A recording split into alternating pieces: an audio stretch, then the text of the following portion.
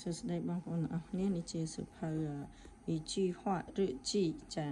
សៀវភៅនឹងក្រាស់ចឹងបងប្អូនអស់គ្នានេះគ្រូមិនជាវចឹងបងប្អូនអាចតាក់ទងសួរអ្នកគ្រូបានឥឡូវ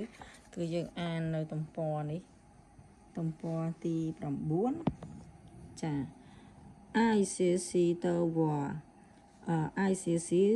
ចូលចិត្តរៀនសូត្រតវ៉ាខ្ញុំដែលចូលចិត្តរៀនសូត្រ6月11日ខែ6ថ្ងៃទី1星期五ថ្ងៃសុក្រ请នឹងគឺមិនស្រឡះ我养成了一个好习惯我ខ្ញុំយ៉ាងឆឹងគឺបានទម្លាប់ជាអញ្ចឹងឬបង្កឲ្យទៅជាអញ្ចឹងណាលើអ៊ីកហើយមួយអ៊ីកយ៉ាងហ្នឹងគឺចិញ្ចឹមឆឹងនឹងคล้ายជាបានคล้ายទៅជាអ៊ីកមួយហៅស៊ីគាន់គឺទម្លាប់ល្អណាជូសនោះគឺជា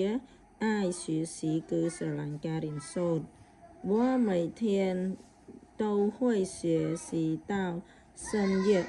ជារៀងរាល់ថ្ងៃខ្ញុំសុទ្ធតែរៀនសូត្រដល់យប់ជ្រៅចា៎我每天都会学习到深夜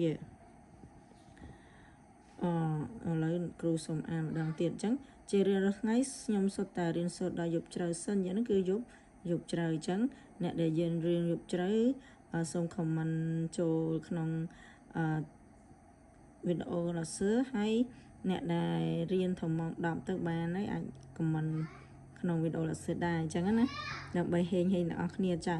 អញ្ចឹងអ្នកគ្រូអានម្ដងទៀត我养成了一个好习惯那就是爱学习我每天都会学习到深夜ខ្ញុំបានคล้ายទៅជាមានទម្លាប់មួយល្អមួយនោះគឺចូលចិត្តការរៀនសូត្រខ្ញុំជារៀងរាល់ថ្ងៃ